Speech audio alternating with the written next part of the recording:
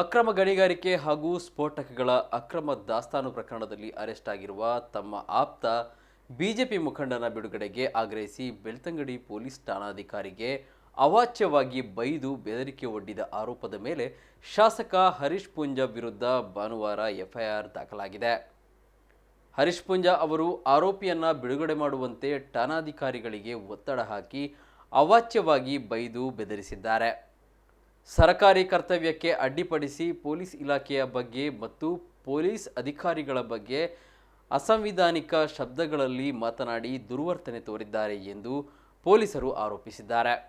ಭಾರತೀಯ ದಂಡ ಸಂಹಿತೆಯ ಸೆಕ್ಷನ್ 353 ಅಧಿಕಾರಿ ಮೇಲೆ ಹಲ್ಲೆ ಅಥವಾ ಕರ್ತವ್ಯಕ್ಕೆ ಅಡ್ಡಿಪಡಿಸುವಿಕೆ ಮತ್ತು ಸೆಕ್ಷನ್ 504ರ ಉದ್ದೇಶಪೂರ್ವಕವಾಗಿ ಅವಮಾನಗೊಳಿಸುವುದು ಮತ್ತು ಸಾರ್ವಜನಿಕ ಶಾಂತಿ ಕದಡಲು ಪ್ರಚೋದಿಸುವುದರಡಿ ಪ್ರಕರಣ ದಾಖಲಿಸಿಕೊಂಡಿದ್ದಾರೆ.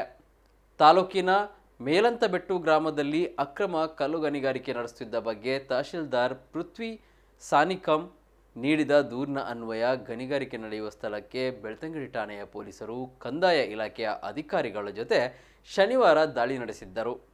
ಅಕ್ರಮ ಗಣಿಗಾರಿಕೆ ನಡೆಸಿದ ಹಾಗೂ ಅದಕ್ಕಾಗಿ ಅಪಾಯಕಾರಿ ಸ್ಫೋಟಕಗಳನ್ನು ದಾಸ್ತಾನು ಮಾಡಿದ್ದ ಕುರಿತು ಪ್ರಮೋದ್ ಉಜಿರೆ ಹಾಗೂ ರೌಡಿ ಶೀಟರ್ ಶಶಿರಾಜ್ ಶೆಟ್ಟಿ ವಿರುದ್ಧ 1884ರ ಸ್ಫೋಟಕ ಕಾಯ್ದೆ 9B1B ಸ್ಫೋಟಕ ಹೊಂದಿರುವುದು, ಬಳಸುವುದು, ಮಾರಾಟ ಮಾಡುವುದು ಅಥವಾ ಸಾಗಣೆ ಹಾಗೂ 1908ರ ಸ್ಫೋಟಕ ಸಾಮಗ್ರಿ ಕಾಯ್ದೆಯಡಿ ಜನರಿಗೆ ಮತ್ತು ಆಸ್ತಿಪಾಸ್ತಿಗೆ ಹಾನಿಯುಂಟು ಮಾಡಬಲ್ಲ ಯಾವುದೇ ವಿಶೇಷ ಮಾದರಿಯ ಸ್ಫೋಟಕ ಸಾಮಗ್ರಿ ಹೊಂದುವುದರಡಿ ಶನಿವಾರ ಎಫ್ಐಆರ್ ದಾಖಲಿಸಿದ್ದರು.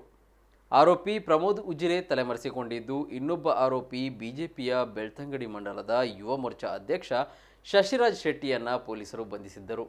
ಈ ವಿಚಾರ ತಿಳಿಯುತ್ತಿದ್ದಂತೆಯೇ ಶಾಸಕ ಹರೀಶ್ ಪೂಂಜಾ ಬೆಂಬಲಿಗರ ಜೊತೆ ಠಾಣೆಗೆ ಶನಿವಾರ ತಡರಾತ್ರಿ ತೆರಳಿದ್ದರು. ಆರೋಪಿ ಶಶಿರಾಜ್ ಶೆಟ್ಟಿಯನ್ನ ಬಿಡುಗಡೆ ಮಾಡಬೇಕು ಎಂದು ಒತ್ತಾಯಿಸಿದರು. ಕುರ್ಚಿಯಲ್ಲಿ ಕುಳಿತುಕೊಳ್ಳುವಂತೆ ಪೊಲೀಸರು ಕೋರಿದರು. ಅದಕ್ಕೊಪ್ಪದ ಪೂಂಜಾ ಠಾಣೆಯ ಒಳಗೆ ನೆಲದಲ್ಲಿ ಕುಳಿತು ಕೆಲ ಹೊತ್ತು ಧರಣಿ ನಡೆಸಿದ್ದರು. ಕಾಂಗ್ರೆಸ್ ಏಜೆಂಟರಂತೆ ವರ್ತಿಸುತ್ತಿರುವ ಬೆಳ್ತಂಗಡಿ ಪೊಲೀಸ್ ಅಧಿಕಾರಿಗಳಿಗೆ ಧಿಕ್ಕಾರ ಎಂದು ಘೋಷಣೆ ಕೂಗಿದ್ದರು. ಈ ವೇಳೆ ಪೂಂಜಾ ಮಾತನಾಡಿದ ವಿಡಿಯೋ ಸಾಮಾಜಿಕ ಜಾಲತಾಣದಲ್ಲಿ ಹರಿದಾಡುತ್ತಿದೆ. ಅದರಲ್ಲಿ ಅವರು ಪೊಲೀಸ್ ಅಧಿಕಾರಿಗಳಿಗೆ ಬೆದರಿಕೆ ಹಾಕಿದ ದೃಶ್ಯಗಳು ಸೆರೆಯಾಗಿವೆ. ಠಾಣೆಯನ್ನು ನಿಮ್ಮ ಅಪ್ಪಂದ, ನಮ್ಮ ಸರ್ಕಾರ ಬರುತ್ತದಲ್ಲ ಆವಾಗ ನಿಮ್ಮನ್ನು ನೋಡುತ್ತೇನೆ ಎಂದು ಬೆದರಿಕೆ ಒಡ್ಡಿದ್ದ ದೃಶ್ಯವು ವಿಡಿಯೋದಲ್ಲಿ ರೆಕಾರ್ಡ್ ಆಗಿದೆ. ಜಾಗ್ರತೆ, ನೀವು ಜಾಸ್ತಿ ಮಾಡಿದ್ರೆ ಜಾಗ್ರತೆ. ನೀವು ನಿಮ್ಮ ಅಪ್ಪನ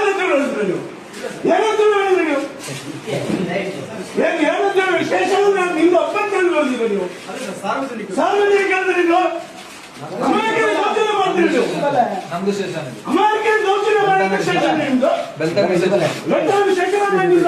ಅಮಾಯಕರಿಗೆ ದೌರ್ಜನ್ಯ ಮಾಡುದ ಯಾರು ತಿಳ್ಕೊಂಡಿದ್ರಿ ನೀವು? ಯೂನಿಫಾರ್ಮ್ ಇದೆ ಅಂತ ಹೇಳಿ ಎಲ್ಲವನ್ನ ಮಾಡ್ಬೋದು, ಗೊತ್ತಾಯ್ತಾ?